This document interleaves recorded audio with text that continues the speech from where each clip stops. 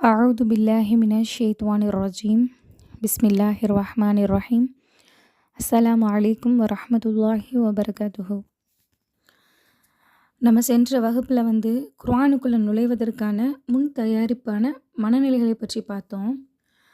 அதை வலியுறுத்தக்கூடிய இன்னொரு குர்ஆன் வசனத்தையும் பார்த்துட்டு அப்புறம் நம்ம வகுப்புக்குள்ளே போவோம்.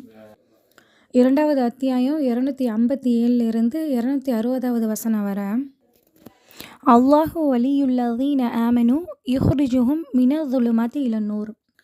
இறை நம்பிக்கை கொண்டோருக்கு அல்லாஹ் பாதுகாவலன், அவர்களை இருள்களிலிருந்து ஒளியின் பக்கம் அவன் கொண்டு செல்கிறான். அல்லாஹ் இங்கே என்ன சொல்கிறான் அப்படின்னா, இருள்களிலிருந்து ஒளியின் பக்கம் கொண்டு வருவான் மோமின்களை. இதோட விளக்கமாக நம்ம பார்த்தோம்னா, அறியாமையிலிருந்து அறிவின் பக்கம் கொண்டு வருவான், மூட நம்பிக்கையிலிருந்து பகுத்தறிவின் பக்கம் கொண்டு வருவான், இறை மறுப்பிலிருந்து இறை நம்பிக்கையின் பக்கம் கொண்டு வரான். இப்படி இந்த எல்லா பொருளும் இதுக்குள்ளே அடங்கும். இதை தொடர்ந்து அல்லாஹ் சொல்கிறான், வல்லதீன கஃபரு அவுலியாஹும் த்வாகுத்து யுஹ்ரிஜூனஹும் மினன்னூரி இலா ஸுலுமாத். ஆனால் இறை மறுப்பாளர்களுக்கோ ஷைத்தான்களே பாதுகாவலர்கள், அவர்கள் அந்த இறை மறுப்பாளர்களை ஒளியிலிருந்து இருள்களின் பக்கம் கொண்டு செல்கின்றனர். அப்போது காஃபிர்களுக்கு தீய சக்திகள் தான் அவங்களுக்கு உதவி செய்யக்கூடியவங்களாக இருப்பாங்க, அவங்களுக்கு பாதுகாவலர்களாக இருப்பாங்க. அவங்க என்ன செய்கிறாங்க அப்படின்னா, ஒளியிலிருந்து இருள்களின் பக்கம் அவங்கள அழைச்சி செல்கிறாங்க அப்படின்னு அல்லாஹ் சொல்கிறோம். அப்போது யாரெல்லாம் இந்த அல்லாஹின் ஒளியான நேர்வழியின் பக்கம் வர்றாங்க அப்படிங்கிறதையும், யாரெல்லாம் ஷைத்தானிய பாதையை நோக்கி இருள்களின் பக்கம் செல்கிறாங்க அப்படிங்கிறதையும் தான் அல்லாஹ் சுப்ஹானஹு வ தஆலா இந்த கீழே வரக்கூடிய வசனங்களில் நம்மளுக்கு விளக்குறான். இந்த வசனத்தின் தொடர்ச்சியை 3 வரலாற்று சம்பவங்களை அல்லாஹ் சுப்ஹானஹு வ தஆலா நம்மளுக்கு சொல்லி காட்டுறான். முதல் சம்பவம் இப்ராஹிம் நபியோட காலத்தில் வாழ்ந்த ஆட்சி செஞ்சிட்டு இருந்த ஒரு மன்னருக்கும் இப்ராஹிம் நபி அவங்களுக்கும் நடந்த ஒரு விவாத உரையாடல் பற்றி அல்லாஹ் சொல்கிறான். அப்புறம் 2வது சம்பவமாக, ஒரு நல்ல மனிதர் ஒருத்தவங்க ஒரு கிராமத்தை கடந்து செல்கிறாங்க. அந்த கிராமம் அடியோடு அழிக்கப்பட்டிருக்குது. இப்படி அழிக்கப்பட்டிருக்கிற இது எப்படி உயிர்ப்பிக்கப்படும், இது எப்படி உயிர் கொடுத்து எழுப்பப்படும், அண்ணா யுஹி ஹதில்லாஹு பாகத மௌத்திஹா, இப்படி இறந்து கிடக்கிறது எப்படி அல்லாஹ் உயிர்ப்பிப்பான் அப்படிங்கிற மாதிரி அவங்களுக்கு தோணுது. அதுக்கு அவரே அல்லாஹ் சுப்ஹானஹு வ தஆலா டெமோவாக்கி அவங்கள 100 வருஷம் மரணிக்க வச்சு பின்னாடி எழும்ப செய்து, எப்படி பண்ணியிருக்கிறேன், எப்படி உங்களை எழுப்பியிருக்கிறேன் அப்படிங்கிறத பார்த்துக்கிறங்க அப்படின்ற மாதிரி அல்லாஹ் சுப்ஹானஹு வ தஆலா சொல்கிறான். இது 2வது சம்பவம்.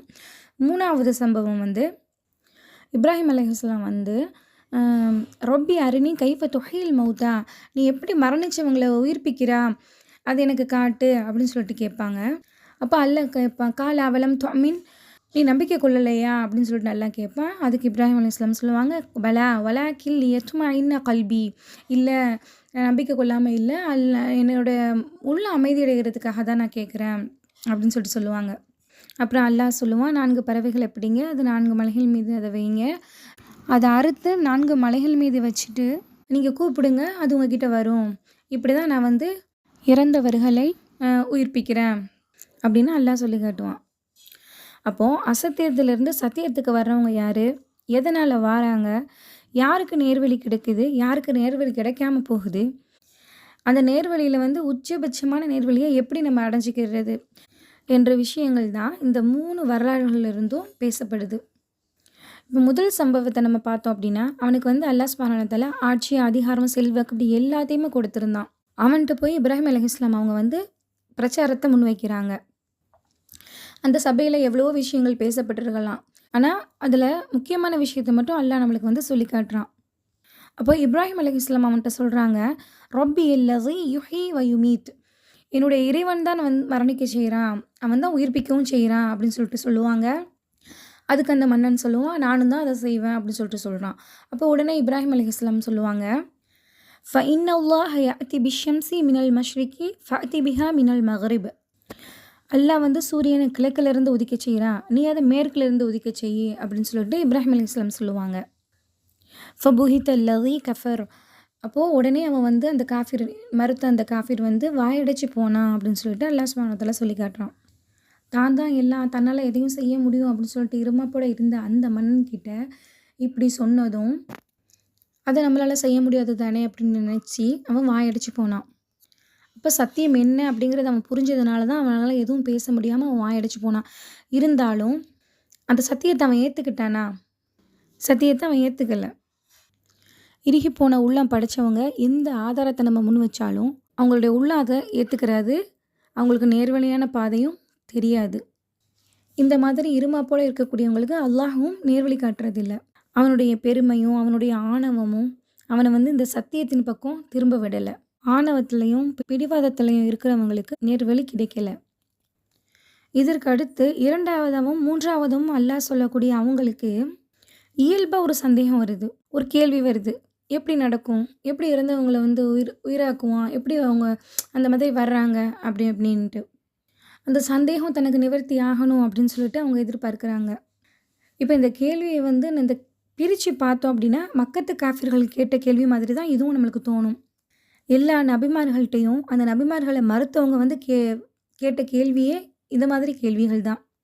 நபிமார்களை மறுத்தவங்க என்ன சொன்னாங்க?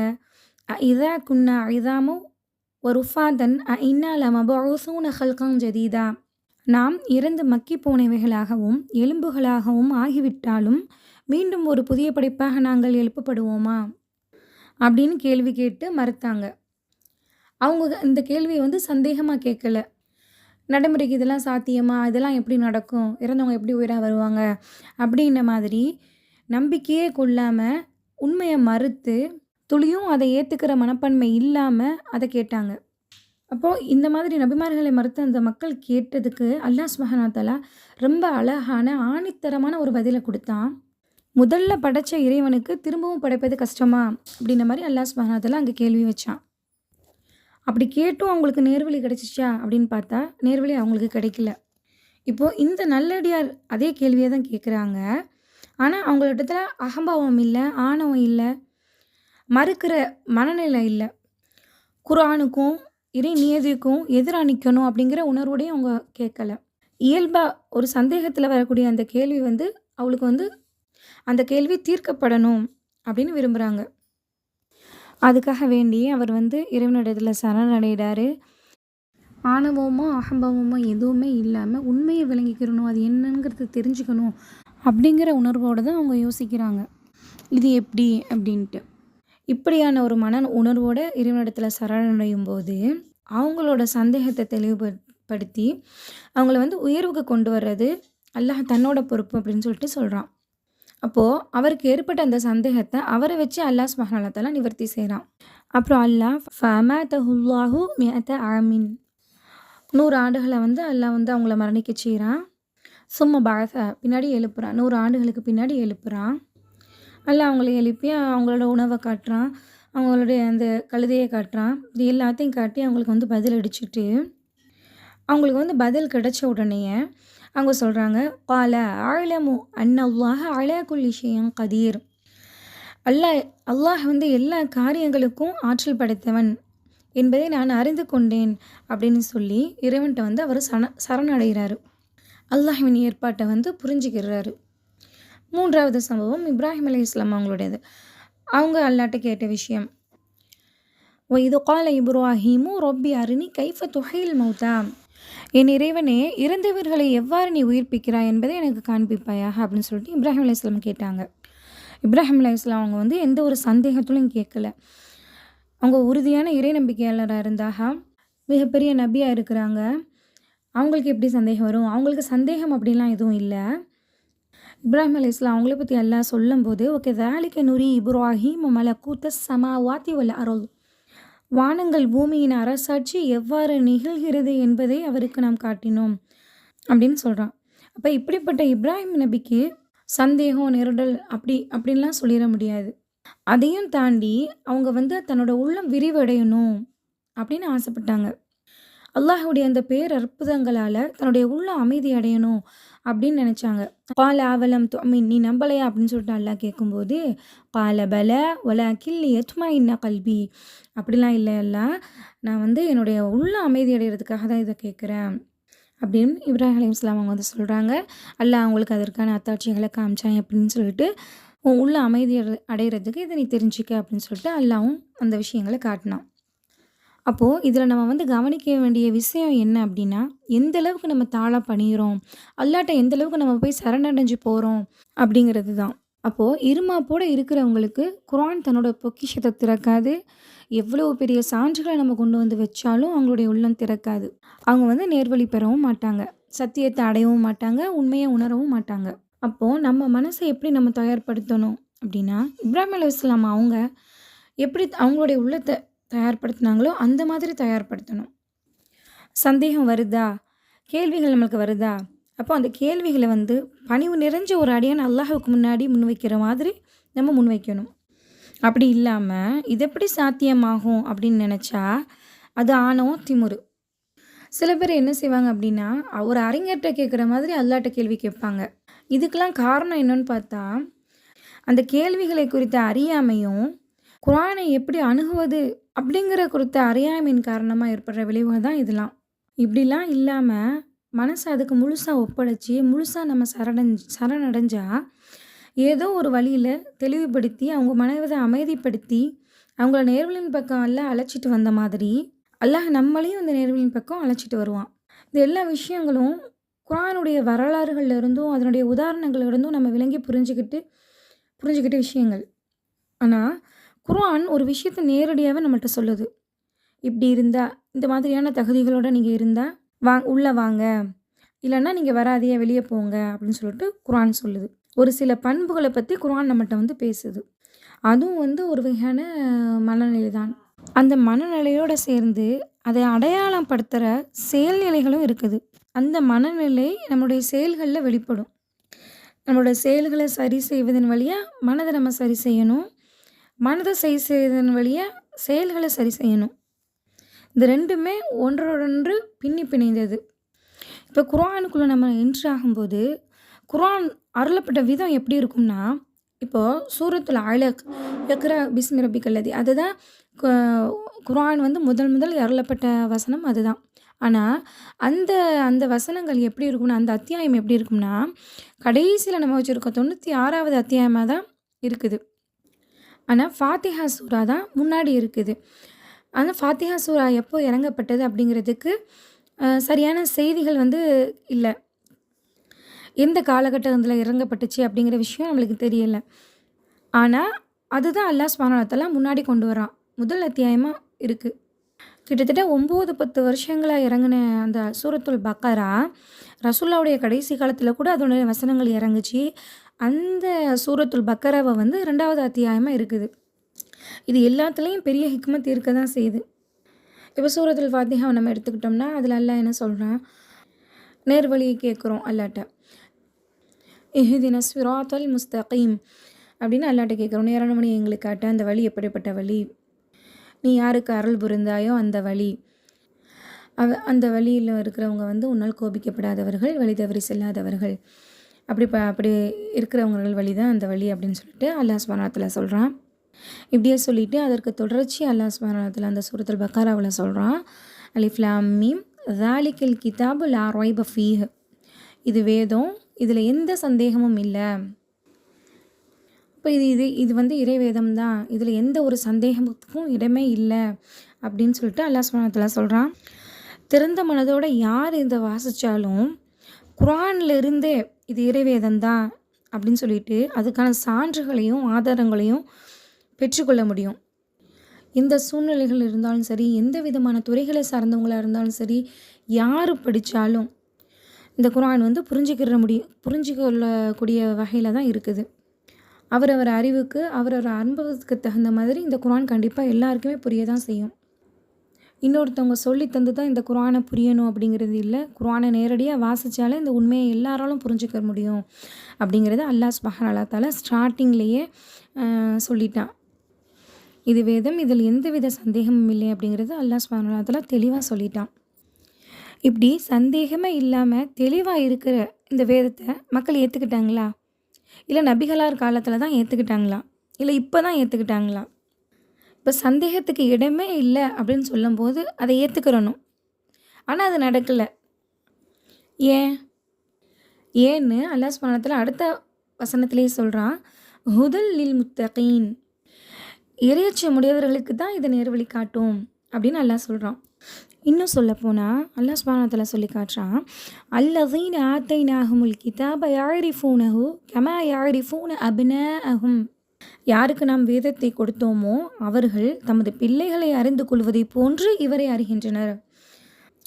வ இன்ன ஃபரீகம் மின்ஹும் லயக்துமூனல் ஹக்க வஹும் யஅலமூன். அவர்களில் ஒரு பிரிவினர் தெரிந்து கொண்டே உண்மையை மறைக்கின்றனர். இப்போ அல்லாஹ் சுப்ஹானஹு வ தஆலா என்ன சொல்கிறான், இவங்களுக்கு தெரியும், இந்த நபியை பற்றி தெரியும், எல்லாம் தெரிஞ்சிருந்தும் அந்த மக்கள் ஏற்றுக்கலை, தன் பிள்ளையை அறிகிறத மாதிரி இவங்களை அறிவாங்க, அப்படி இருந்தும் அவங்க வந்து அந்த விஷயத்தை ஏற்றுக்கலை அப்படின்னு சொல்லிட்டு அல்லாஹ் சொல்லி காட்டுறான். அப்போ ஏன் அவங்க ஏற்றுக்கலை? எல்லாரும் ஏற்றுக்க மாட்டாங்க, முத்தகீன்கள் தான் ஏற்றுக்குவாங்க. முத்தகீன்கள் தான் ஏற்றுக்குவாங்க, வேறு யாரும் ஏற்றுக்க மாட்டாங்க, அவங்களுக்கு நேர்வழி கிடைக்காது அப்படின்னு சொல்லிட்டு அல்லாவே சொல்லிட்டான். அப்போ முத்தகீன்களுக்கு தான் நேர்வழி கிடைக்கும் அப்படின்னா, அப்போ அதை முஸ்லீம் அல்லாத மக்களுக்கு தானே முதவே அது வந்துச்சு. இப்போ முத்தகீன் அப்படின்னா அது வந்து ரொம்ப விரிவான ஒரு பொருள் கொண்டது. இப்போ இந்த முத்தகீன்கிற வார்த்தை வந்து அல்லாஹ்வை அஞ்சக்கூடியவர்கள் அப்படின்னு மட்டும் நம்ம நினைக்கிறதுனால தான் நம்மளுக்கு இதுக்கு வந்து விடை கிடைக்க மாட்டேங்குது.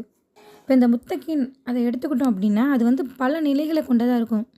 ஒரு நிலையிலிருந்து அடுத்த நிலை, அடுத்த நிலை, அடுத்த நிலைன்னு சொல்லிட்டு இப்படி பல விஷயங்கள், பல நிலைகள் வந்து அதுக்குள்ளே இருக்குது.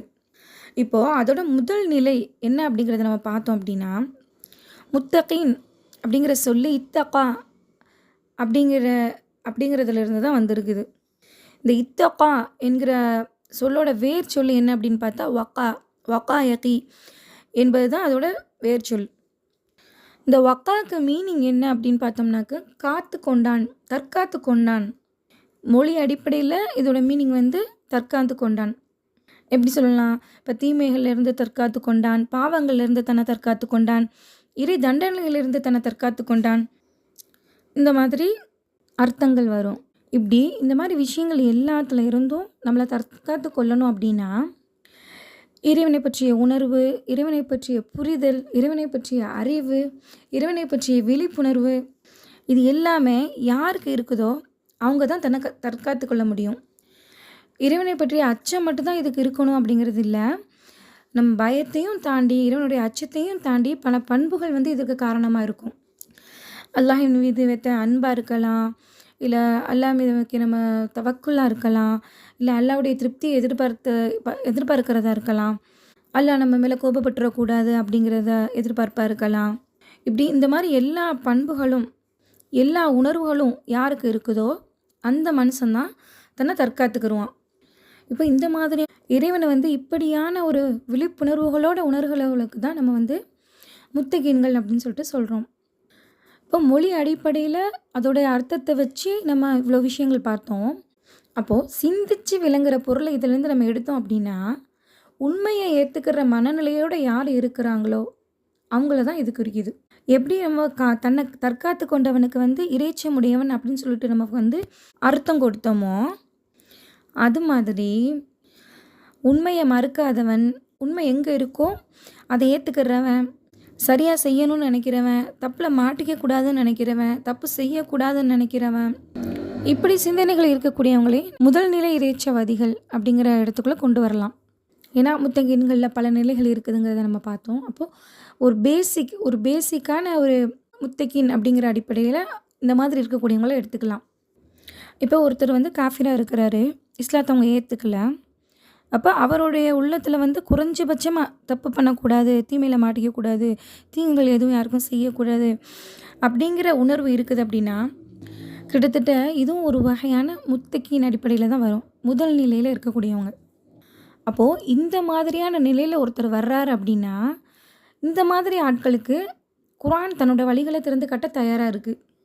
உண்மைனா அதை நான் ஏற்றுக்கிறேன் அப்படின்னு யார் வந்தாலும் அவங்களுக்கு இந்த குர்ஆன் வழிகாட்டும். இப்போது அல்லாஹ் சுப்ஹானஹு வ தஆலா மனிதனை படைக்கும் போதே இயல்போட ஃபித்ராவோடைய தான் அவனை வந்து படைச்சிருக்கிறான்.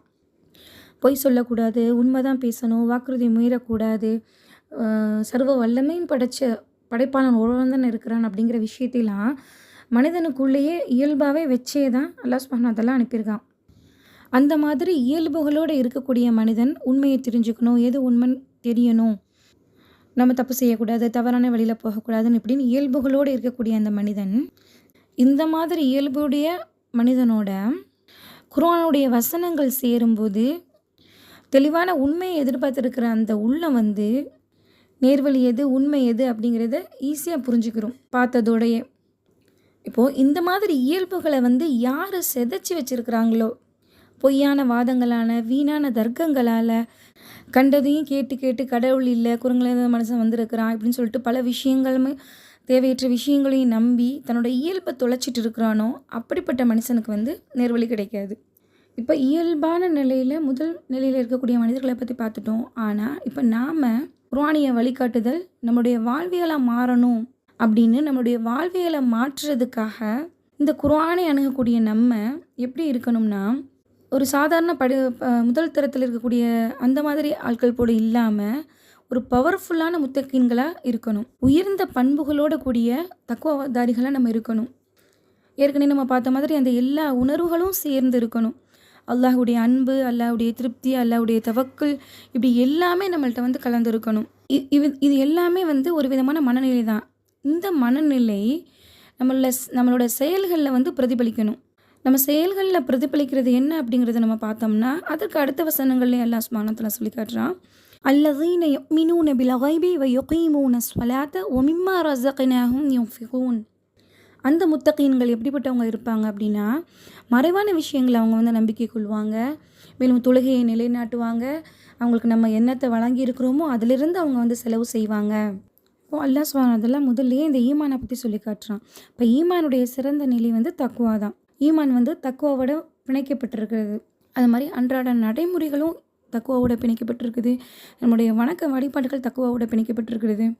அப்போ முத்தகீன்களுக்கு உள்ள முழு தகுதியும் நமக்குள்ளே வரணும். நம்முடைய சிந்தனைகள், நம்முடைய செயல்கள், நம்முடைய நம்பிக்கைகள், இப்படி எந்த விஷயத்துலலாம் தக்குவா சொல்லப்பட்டிருக்கிறதோ அது எல்லா விஷயத்துலையும் நமக்கு வந்து நம்மக்கிட்ட தக்குவா வெளிப்படணும். இப்போ இறையச்சவாதிகளை பற்றி, இந்த முத்தகீன்களை பற்றி அல்லாஹ் சொல்லக்கூடிய சில வசனங்களை நம்ம பார்ப்போம்.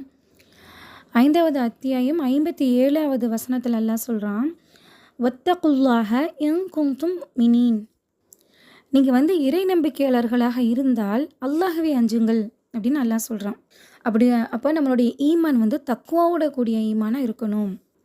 அடுத்து அல்லாஹ் 10வது அத்தியாயத்தில் 62வது மற்றும் 63வது வசனங்களில் சொல்கிறான், அல இன்ன அவுலிய அல்லாஹி லா ஹவுஃபுன் அலைஹிம் வலா ஹும் யஹ்ஸனூன் அல்லதீன ஆமனு வ கானூ யத்தகூன். அறிந்து கொள்ளுங்கள், அல்லாஹ்வின் நேசர்களுக்கு எந்த அச்சமும் இல்லை, அவர்கள் கவலைப்படவும் மாட்டார்கள், அவர்கள் இறைநம்பிக்கை கொண்டு இறையச்சமுடையோராகவும் இருப்பார்கள். அப்போ அல்லாஹ் சுப்ஹானஹு வ தஆலா இங்கே என்ன சொல்கிறான், அவங்க வந்து ஈமானோடையும் தக்குவாவோடையும் இருப்பாங்க, ஈமானோடு சேர்ந்து தக்குவாவாதிகளும் அவங்க இருப்பாங்க அப்படின்னு சொல்லிட்டு அல்லாஹ் சுப்ஹானஹு வ தஆலா சொல்லி காட்டுறான். இப்போ தக்குவாவோட சேர்ந்த ஈமானை பற்றி பார்த்துட்டோம். இப்போ அடுத்து வந்து நம்ம செயல்பாடுகளோட சேர்ந்த தக்குவா பற்றி பார்க்க போகிறோம். அதை 2வது அத்தியாயத்தில் 177வது வசனத்தில் அல்லாஹ் குறிப்பிடுறான், லைசல் பிர்ர அங் துவல்லு உஜூஹக்கும் கிபலல் மஷ்ரிகி வல் மக்ரிப். கிழக்கு நோக்கியோ மேற்கு நோக்கியோ உங்கள் முகங்களை நீங்கள் திருப்புவதில் மட்டும் உங்களுக்கு வந்து நன்மை இல்லை, மாறாக நீங்கள் அல்லாஹ்வை ஈமான் கொண்டு, மறுமை நாளை ஈமான் கொண்டு, மலக்குமார்களை ஈமான் கொண்டு, வேதங்களை நபிமார்களை ஈமான் கொண்டு, அதோட ஏழைகளுக்கும் போக்கர்களுக்கும் யாசிப்பவர்களுக்கும் உங்களுடைய செல்வங்களை வழங்கி, வாகாம ஸ்வலாத்த வாத்த ஜக்காத்த, தொழுகையும் நீங்கள் நிலைநாட்டி ஜக்காத்தையும் கொடுத்து, வல் மூஃபூன பிஅஹதிஹிம் இதா அஹது, வாக்களித்தால் தமது வாக்கை நிறைவேற்றுபவர்களும், வஸ்வாபிரீன ஃபில் பஅஸாஇ வஸ்ஸர்ராஇ வஹீனல் பாஸ், கடும் வறுமையிலும் நோயிலும் போர்க்காலத்திலும் பொறுமை மேற்கொண்டு இப்படிலாம் பண்ணுறவங்க தான் நன்மை செய்கிறவங்க. உலாய்க அல்லதீன ஸதகு வ உலாய்க ஹுமுல் முத்தகூன். இவங்க தான் உண்மையை பேசக்கூடியவங்க, இவங்க தான் இறையச்சவாதிகள் அப்படின்னு சொல்லிட்டு அல்லாஹ் இந்த இத்தனை பண்புகளையும் சொல்லி நம்மளுக்கு சொல்லி காட்டுறான். அப்போது நம்மளுடைய செயல்களில் அல்லாஹ் இங்கே குறிப்பிட்ட அத்தனை நற்செயல்களும் நம்மளுடைய செயல்கள்லையும் இருக்கணும். அப்படி செயல்படக்கூடியவங்க தான் தக்குவாவாதிகள் அப்படிங்கிறத அல்லாஹ் இங்கே சொல்கிறான். அடுத்ததாக இபாதத்துகளோடு சேர்ந்து எப்படி நம்ம தக்குவா வருது அப்படிங்கிறத வந்து அல்லாஹ் 5வது அத்தியாயம் 27வது வசனத்தில் சொல்கிறான், கால இன்னமா யதகப்பலுல்லாஹு மினல் முத்தகீன். அல்லாஹ் ஏற்றுக்கொள்வதெல்லாம் இறையச்சமுடையோரிடம் மட்டும்தான். அப்போ நம்ம செய்யக்கூடிய அந்த இபாதத்துகளும் நம்மளுடைய மற்ற அமல்களும் ஏற்றுக்கொள்ளணும் அப்படின்னா அதுக்கு நம்ம வந்து முத்தகீன்களாக இருக்கணும். முத்தகீன்களாக இருந்தால் அவங்கக்கிட்ட இருந்து மட்டும்தான் அல்லாஹ் அதை ஏற்றுக்கிறான் அப்படின்னு இங்கே சொல்கிறான். அப்புறம் நம்ம தக்குவா உடையவங்க இருக்கிறாங்க அப்படின்னா, அந்த தக்குவா உடையவங்க தப்பே செய்ய மாட்டாங்களா? அப்படின்னு பார்த்தா அது அப்படி கிடையாது. மனுஷன் எல்லாருமே தப்பு செய்யக்கூடியவன் தான். குல்லு பனி ஆதம ஹத்தாஊன். ஆதமுடைய மக்கள் அனைவரும் தவறு செய்யக்கூடியவர்கள். யுஹ்து பில்லைலி வன்னஹார். அவங்க இரவிலையும் பகல்லையும் தவறு செய்யக்கூடியவங்களா தான் இருக்கிறாங்க. இப்போ முத்தக்கினா இருக்கக்கூடியவங்க தவறு செஞ்சுட்டாங்க அப்படின்னா, அவங்க எப்படி இருப்பாங்க அப்படின்னா, உடனே அவங்களுடைய உள்ளங்கள்ல வந்து உறுத்தல் வரும். அப்படி உறுத்தல் வந்து அவங்க உடனே அந்த பாவத்திலிருந்து விலகக்கூடியவங்களா இருப்பாங்க. இல்லாட்டா பாவ மன்னிப்பு தேடக்கூடியவங்களா இருப்பாங்க. இது விஷயமா அல்லாஹ் சுப்ஹானஹு வ தஆலா 3வது அத்தியாயத்தில 133வது வசனத்தில சொல்றான். "வசாரிஉ இலா மக்ஃபிரத்தின் மிர் ரப்பிக்கும் வ ஜன்னத்தின் அர்லுஹஸ் ஸமாவாத்து வல் அர்து உஇத்தத் லில் முத்தகீன்." உங்கள் இறைவனின் மன்னிப்பை நோக்கியும் சொர்க்கத்தை நோக்கியும் விரையுங்கள். அது வானங்கள் பூமி அளவுக்கு விரிந்து பறந்தது. அது இறையச்சமுடையோருக்காகவே தயார் செய்யப்பட்டுள்ளது. அப்படின்னு அல்லாஹ் சொல்லிட்டு அடுத்த இறையச்சமுடையவர்களுடைய பண்புகள் எப்படி இருக்குங்கிறான். அவங்க வந்து வசதியிலும் வறுமையிலும் செலவிடக்கூடியவங்களா இருப்பாங்க. தன்னுடைய கோபத்தை அடக்கிக் கொள்வாங்க. மக்களை அவங்க வந்து மன்னிப்பாங்க அப்படின்னு சொல்லிட்டு அல்லாஹ் சொல்லிட்டு அப்படியே அடுத்த வசனத்தில் அல்லாஹ் சொல்கிறான். வல்லதீன இதா ஃபஅலு ஃபாஹிஷத்தன் அவ் ஸலமு அன்ஃபுஸஹும் ذكروا வஸ்தக்ஃபரு லிதுனூபிஹிம். அவங்க வந்து மானக்கேடானதை எதாச்சும் செஞ்சுட்டாலோ இல்லை தமக்கு தாமே அவங்க அநியாயம் செஞ்சுக்கிட்டாலோ அல்லாஹ்வை நினச்சி தமது பாவங்களுக்காக அவங்க வந்து மன்னிப்பு கோர்றாங்க. ஃபாஹிஷா அப்படிங்கிறது வந்து இங்கே வந்து பாலியல் ரீதியான மிகப்பெரும் பாவத்துக்கு தான் எல்லாம் அந்த வார்த்தையை சொல்லுவான். மிகப்பெரிய பாவமாக இருக்கக்கூடிய இந்த பாவத்தை கூட ஒரு தக்குவவதி செஞ்சுருவான். தவறுதலாக அவங்க செஞ்சுட்டா கூட உடனே அல்லாஹ்வின் பக்கம் மீளக்கூடியவங்களை அவங்க இருப்பாங்க. அல்லாஹ் என்ன சொல்கிறான்? வலம் யுசிர்ரு அலா மா ஃபஅலு வஹும் யஅலமூன். அவங்க தெரிஞ்சுக்கிட்டு அதில் வந்து நிலைச்சிருக்க மாட்டாங்க. தாங்கள் செய்தவற்றில் வந்து அவங்க வந்து நிலைத்திருக்க மாட்டார்கள் அப்படின்னு சொல்லிட்டு சொல்கிறான். அப்போ அவங்க உடனே சுதாரித்து தவறு செஞ்சுட்டோமே அப்படின்னு சொல்லிட்டு ரொம்ப மனவருந்தி அல்லாஹ்வின் பக்கம் சரணடைஞ்சு அல்லாஹ்ட்ட மன்னிப்பு தேடக்கூடியவங்க அவங்க இருப்பாங்க அப்படின்னு அல்லாஹ் சொல்கிறான். இது நம்ம மனிதர்கள் எடுத்துக்கிட்டோம் அப்படின்னா இந்த மாதிரி ஒரு தவறை செஞ்சவங்களை வந்து முத்தக்கின் லிஸ்ட்டில் நம்ம வைக்க மாட்டோம். ஆனால் அல்லாஹ் சுப்ஹானஹு வ தஆலா என்ன செய்கிறான், அந்த இறைச்சவாதியை அவங்க அந்த தவறை செஞ்சுருந்தாலும் கூட உடனே மீளக்கூடியவங்களுக்காக தன்னுடைய ரப்பிடத்தில் வந்து உடனே சரணடையக்கூடியவங்களா இருக்கிறாங்க. தன்னுடைய பாவத்துக்கு மன்னிப்பு தேடக்கூடியவங்களா இருக்கிறாங்க அப்படின்னு சொல்லிட்டு அல்லாஹ் சுப்ஹானஹு வ தஆலா அவங்கள முத்தக்கின் லிஸ்ட்டில் தான் அல்லாஹ் சுப்ஹானஹு வ தஆலா வைக்கிறான். அப்போ இந்த எல்லா விஷயங்களிலிருந்து நம்ம தெரிஞ்சுக்கிறது என்ன அப்படின்னா, குர்ஆன் வந்து தக்வாதாரிகளோட இலக்கணங்களா எதையெல்லாம் கற்றுத்தருதோ அந்த எல்லா நல்ல செயல்களையும் அந்த நல்ல பண்புகளும் நம்மள்கிட்ட வரணும். அந்த செயல்களின் வழியாக என்னுடைய உள்ளம் வந்து மேம்படணும். அந்த உள்ளத்தின் வழியாக என்னுடைய செயல்கள் மேம்படணும். அப்போது அதுக்கான பயிற்சி திட்டத்தை நம்ம ரெடி பண்ணணும். நம்மளுடைய செயல்களை வந்து நம்ம அளவிடணும். எந்த ஒரு விஷயம் அளவிடப்படுதோ அதுதான் முன்னேறும். அப்போ நம்மளுடைய தக்குவாவுடைய லெவல் அதிகரித்தாதான் குர்ஆனுக்குள்ளே நம்ம நுழைஞ்சி அதுக்குள்ளே இருக்கிற பொக்கிஷங்கள் எல்லாத்தையும் நம்ம வந்து பெற முடியும். அப்போது நம்ம குர்ஆனுடைய அடிப்படையிலையும் ஹதீஸோடைய அடிப்படையிலும் நம்மளுடைய அந்த அளவீடுகளை வந்து உருவாக்கணும். நமக்கு நாமே சுய பரிசோதனை செஞ்சு தினம் நம்ம வந்து அதை டெவலப் பண்ணி சில நாட்கள்லேயே நம்ம என்ன செய்யணும், ஒரு நிலையிலேருந்து அடுத்த நிலை, அடுத்த நிலையிலேருந்து அடுத்த நிலை அப்படின்னு சொல்லிட்டு நம்ம மேலே போயிட்டே இருக்கணும் இன்ஷா அல்லாஹ். முஸ்லீம் அப்படிங்கிற அந்த நிலையிலிருந்து நான் முத்தகீனான முஸ்லீம் அப்படின்னு நம்ம ஆகணும் இன்ஷா அல்லாஹ். அடுத்து தக்வானா என்ன, அதை உருவாக்குற வழி என்ன, அதை அளவிடுற வழி என்ன, அதை மேம்படுத்துகிற வழி என்ன அப்படின்னு சொல்லிட்டு அல்லாஹ் சுப்ஹானஹு வ தஆலா மொத்தமாக நம்மளுக்கு வந்து ஒரு அத்தியாயத்தில் சில வசனங்களில் சொல்கிறான். 59வது அத்தியாயத்தில் 18வது வசனத்திலிருந்து அந்த சூறாவின் முடிவு வர சொல்லி காட்டுறான். யா அய்யுஹல்லதீன ஆமனு தக்குல்லாஹ வல் தன்துர் நஃப்ஸும் மா கத்தமத் லிகத் வத்தகுல்லாஹ் இன்னல்லாஹ கபீரும் பிமா தஅமலூன். அல்லாஹ் இந்த வசனத்தில் சொல்கிறான், அல்லாஹ்வை அஞ்சிக்க, நாளைக்கு உனக்கு எது முக்கியம், மறுமைக்கான உன்னுடைய திறலை நீ முற்படுத்திக்க அப்படிங்கிறத அல்லாஹ் இங்கே வந்து சொல்லிவிட்டு திரும்பவும் அல்லாஹ்வை அஞ்சிக்க. அப்போ இறைவனை அஞ்சுற விஷயத்தை வந்து அங்கே அந்த ஒரே வசனத்தில் அல்லாஹ் சுப்ஹானஹு வ தஆலா 2 முறை சொல்லி காட்டுறான் நமக்கு. அடுத்து வந்து இறைவனை மறந்தவங்களை போல நீ ஆயிராத, அப்படி யார் ஆனாங்களோ அவங்களையே அல்லாஹ் வந்து அவங்கள மறக்க செஞ்சுட்டான், அவங்க தான் பாவிகள் அப்படின்னு சொல்லிட்டு அல்லாஹ் சொல்லி காட்டுறான். அப்போது இந்த வசனம் என்ன சொல்ல வருதுன்னா, அல்லாஹ் சொன்னதின்படி வாழாமல் அல்லாஹ் எதையெல்லாம் செய்ய சொல்லியிருக்கானோ அதெல்லாம் செய்யாமல் எதையெல்லாம் செய்யக்கூடாதுன்னு சொன்னானோ அதையெல்லாம் செஞ்சுட்டு வாழ்ந்துட்டுருக்க அந்த மக்கள், இறைவனை மறந்து வாழ்ந்துட்டுருக்க அந்த மக்கள், அவங்க அல்லாஹ்வை மட்டும் மறக்கலை, அல்லாஹ் என்ன செஞ்சிட்டான், அல்லாஹோட சேர்த்து அவங்க வந்து தன்னையும் மறக்கும்படி அல்லாஹ் செஞ்சிட்டான் அப்படின்னு அல்லாஹ் சொல்லி காட்டுறான். ஏன்னா இந்த வசனத்துக்கு முன்னாடி அல்லாஹ் என்ன சொல்கிறான், தன்னுடைய மறுமை வாழ்க்கைக்காக என்ன முற்படுத்துகிறோம் அப்படிங்கிறத ஒவ்வொருத்தவங்களும் கவனிச்சிக்கட்டும் அப்படின்னு நல்லா சொல்கிறான். ஆனால் அந்த வாழ்வை பற்றி யோசிக்காமல், எந்த நன்மைகளும் செய்யாமல், இறைவனுடைய சிந்தனைகள் இல்லாமல் தன் இஷ்டப்படி வாழ்ந்துட்டு இருக்க அந்த மக்களை குறித்து தான் அல்லாஹ் இதை சொல்கிறான். அவங்களையே நம்ம மறக்கடிக்க செஞ்சிட்டோம், இப்படி இருக்கிறவங்க தான் பாவிகள் அப்படின்னு சொல்லிட்டு அல்லாஹ் சொல்கிறான்.